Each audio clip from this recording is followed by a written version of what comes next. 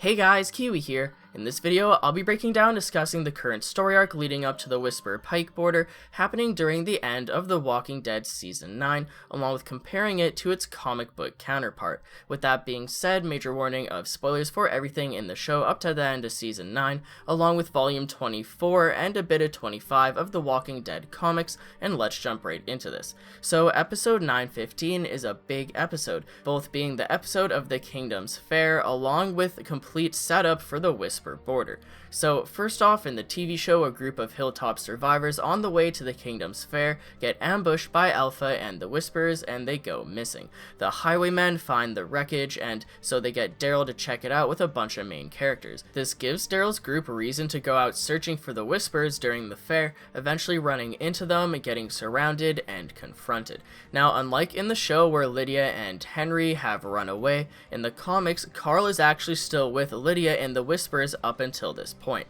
It's Rick who goes out to confront Alpha and the Whispers during the fair in order to get Carl back safely. And as a side note, in the show, the fair is at the Kingdom, while in the comics, the fair was actually at Alexandria. So just like how Ezekiel and Carol from the Kingdom knew pretty much nothing about Henry, Lydia, and the Whispers at the hilltop the whole time they were setting up the fair during the second half of Season 9, in the comics, Rick had no clue what was going on with Carl, Lydia, and the Whispers at the hilltop because he was busy at Alexandria. One of the biggest differences between the two universes right now has to be Carl versus Henry. In the comics, it was Carl who had a connection with Lydia, causing him to go after the Whispers, kind of like how Henry did in the show. Although Henry didn't actually stay with the Whispers for longer than an episode on the show, in the comics, Carl has stayed with Lydia and the Whispers right up until what would be the end of Season 9 with the Whisper border. Carl was living at the hilltop just like how Henry moved there as well, but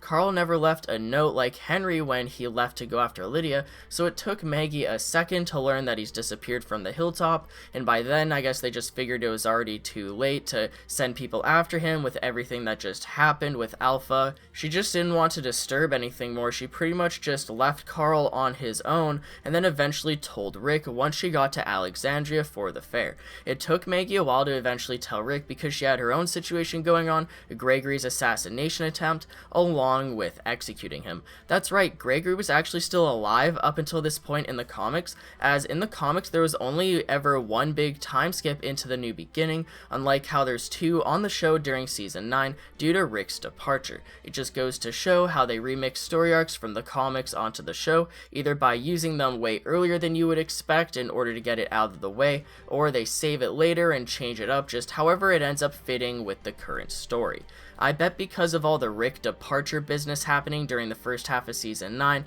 along with the fact that they wanted to jump right into the Whispers before the mid-season break, that they decided to shoehorn the Gregory stuff into the very beginning of Season 9, while they still had time to work with Maggie as well because she was only in the show for the first few episodes of the season. And speaking of which, in my opinion, it's really funny to note how Maggie, Rick, and Carl all aren't on the show anymore when I'm comparing the show to moments like this from the comics that involves all of them, but I digress. So Maggie eventually tells Rick everything about the Whispers and Carl leaving to go after Lydia, causing him to obviously freak out and go after Carl. Rick goes out with Andrea, Michonne, and Dante, which is a really small group to be honest, since Dante was one of the hostages traded back to the hilltop by Alpha for Lydia. He knows where their camp is currently, and he shows Rick the way. Now, as soon as Dante brings them into the Whisper territory, they get overrun, and Rick is forced to go meet Carl, Lydia, and Alpha on his own, while the others just kind of wait behind, getting held by a bunch of Whispers.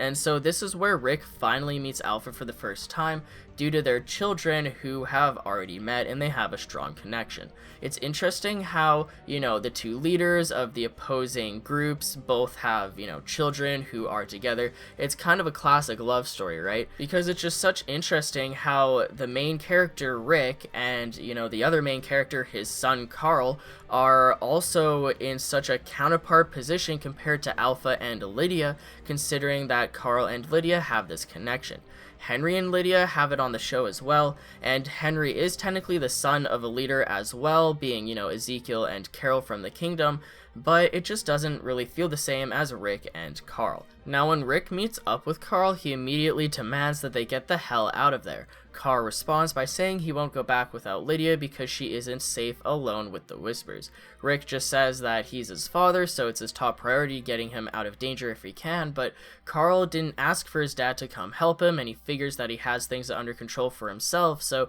he gets angered by all of this and says one of his most famous lines of dialogue yet from the comics, being, "This world is my father and I have its looks." This is because Carl is incredibly insecure and ashamed by the look of his open eye socket, always hiding it with bandages when he was young and now glasses. He grew a connection with Negan because he complimented Carl and grew his confidence in a bit by saying that he looks badass with his eye socket scar and that he should rock it. And then also more recently, one of the things that made him grow a connection to Lydia is that she embraced it by calling the scars around his eye socket sexy, eventually strangely licking it, and then it spiraled into her having sex with Carl and actually taking his virginity. And ever since, Carl hasn't worn his glasses hiding his scar. Carl appreciates how Lydia looks at him like a person and not a monster. Lydia is the only person who doesn't treat him in a certain way because of his looks, so he's just not going to abandon her. Now, comparing all of this back to the show for a moment,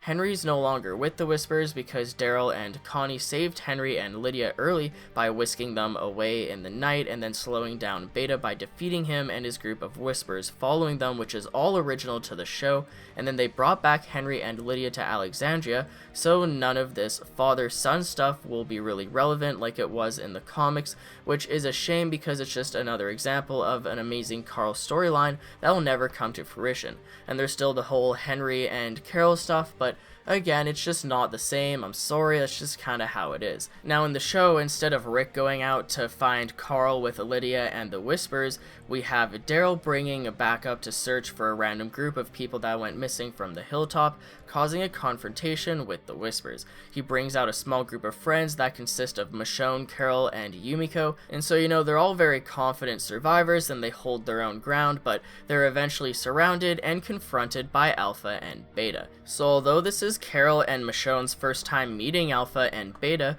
Daryl willingly goes with Alpha because they already have history. Now in the comics, it was Maggie who confronted Alpha at the hilltop gates, but she's not in the show anymore currently, so Daryl kinda had to take over with Magna's group and Tara. I just overall think that this is a really interesting remix, and I just like putting both counterparts side by side and really discussing the differences that they decided to do, because with the TV show, it's like they're getting a second chance to sort of upgrade things and improve on things from the comics, because with the comics you can only show so much with around 22 pages per issue. Sometimes you just see a few panels or a few images of something, and then on the show it's like an entire scene. So I really enjoy just bringing the comic book to life and seeing all of this happen, because the Whispers and the Border and just all of this has been something that we've been waiting for a long time, and I think that the second half of season 9 has just really been just a pretty decent redemption for the show after everything that season 7 and 8 was.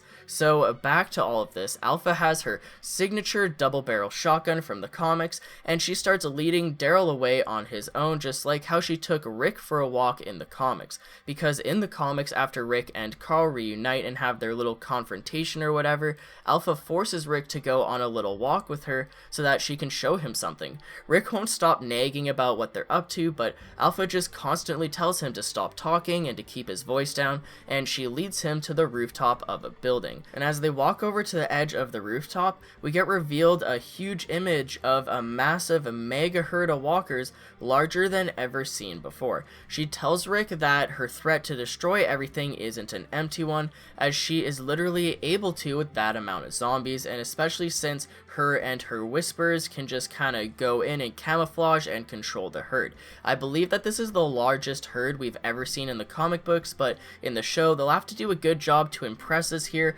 just considering how we saw the huge CGI zombie-filled Corey back in season 6, And that was all CGI, so we'll just have to wait and see what Season 10 has in store. Because in Season 6, although we saw the Cory Walkers, only about half of them actually turned around on the road to go to Alexandria due to the horn from the wolves, creating no way out. So, we'll just have to wait and see how they end up utilizing this crazy mega herd during Season 10, but just imagine no way out, but with whispers. But anyways, back to the comics. While Carl and Lydia were waiting for Alpha and Rick to return, Carl's acting confident with their situation, but Lydia's saying how they're in danger and that this is bad because Alpha has never come across a community so huge like this, let alone multiple communities at once that are all kind of working in tandem with each other. And with Rick confronting her like this, she apparently feels threatened and she needs to kind of, hold her own ground and show that she isn't just going to back off. She pretty much,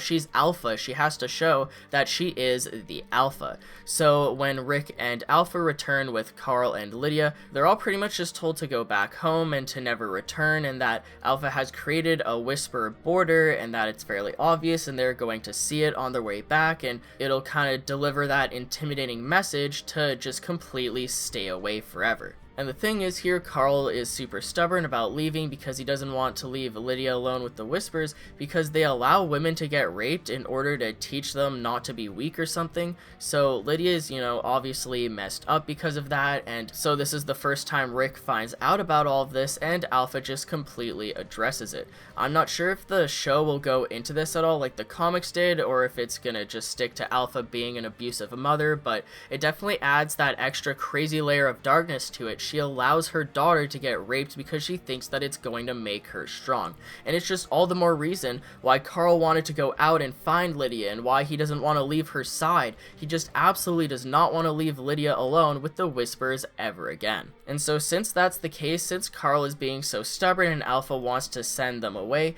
she actually sends Lydia back with them. She says because Lydia is weak and she's showing emotion and, she's just kind of worthless, Alpha is really just putting on a front because she doesn't want to seem weak, sending her daughter somewhere safe where she won't be raped. See, in the comics, Alpha leans in with Rick and tells him and only him that she cannot provide Lydia safety, but that Rick can back at his community. This is why Alpha is crying when she sends Lydia away, because she knows that she wants Lydia to be safe and she realizes that allowing Lydia to be raped is wrong, go figure. So since Alpha wanted Rick and Carl to leave peacefully along with keeping Lydia safe, sending Lydia back with them to their community knocks two birds out with one stone. So a few of the main differences here from the comics to the show is, first off, obviously the whole rape thing, but then also the fact that in the comics, Alpha actually sends Lydia back to Rick's community, because she wants to, where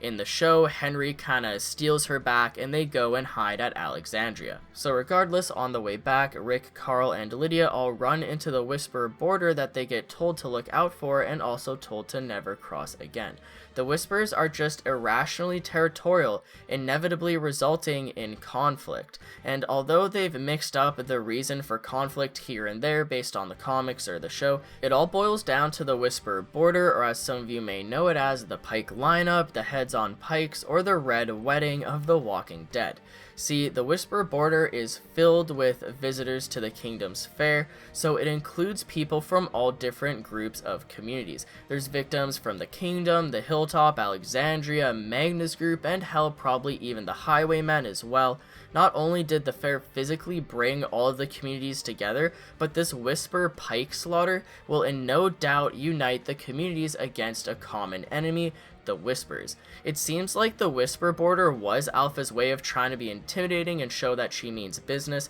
as she probably feels scared of all the different communities coming together against her, but ironically enough, that's exactly what she just caused with the Whisper border, because now they have a reason to unite after 6 years of,